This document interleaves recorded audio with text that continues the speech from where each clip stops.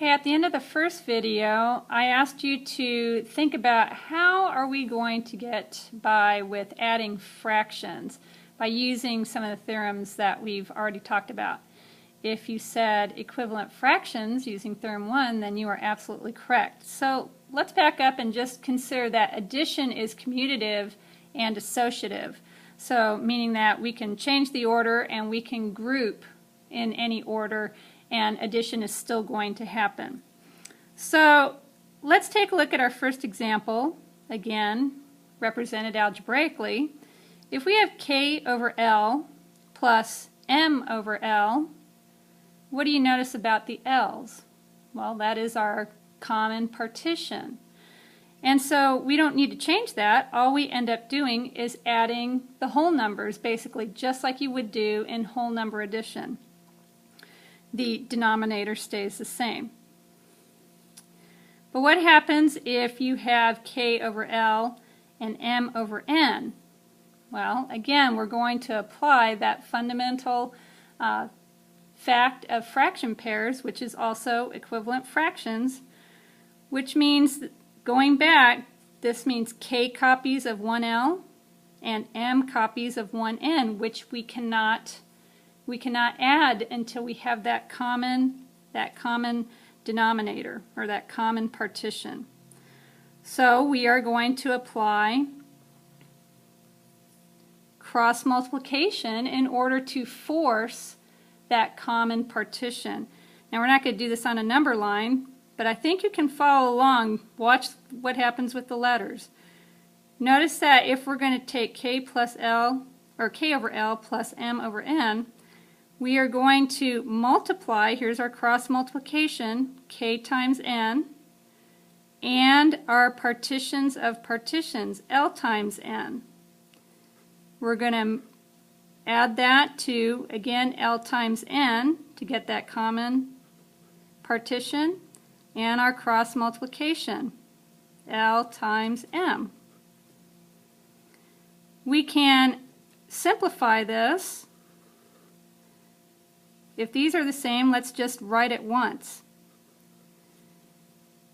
And what we're adding basically is our cross multiplication, k times n and L times m. All right, so as another example, let's go ahead and talk about why do we have to do this. Well, let's take a look at a problem. Let's say we want to add 5 meters plus 3 inches. Well, we can't do this unless we pick what is going to be our common unit of measure in this case. Are we going to stick with meters? Are we going to convert inches to meters? Are we going to convert meters to inches? But we have to make a choice. We can't do this until we have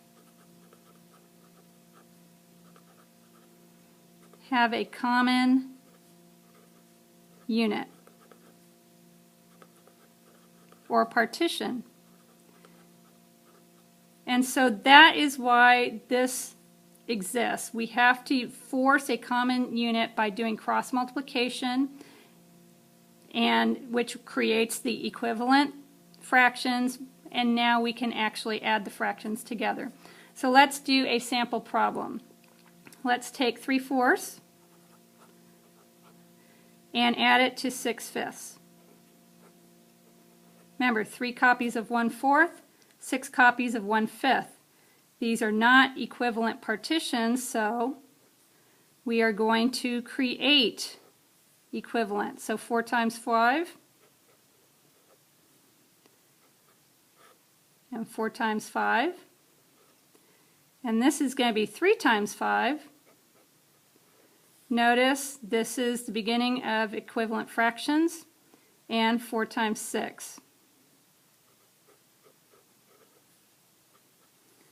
So now we have 15 plus 24.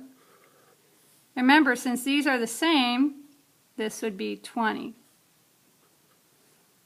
So 15 and 24 is 36, or I'm sorry, 39 over 20th. Now, as far as, in this case, we didn't have a reduced or a common denominator that could be reduced, I'm going to let you do that as an extension. We are not going to tackle that at this time. We are just going to strictly concentrate on using equivalent fractions to force a common partition, and then we'll worry about reducing that at a later date.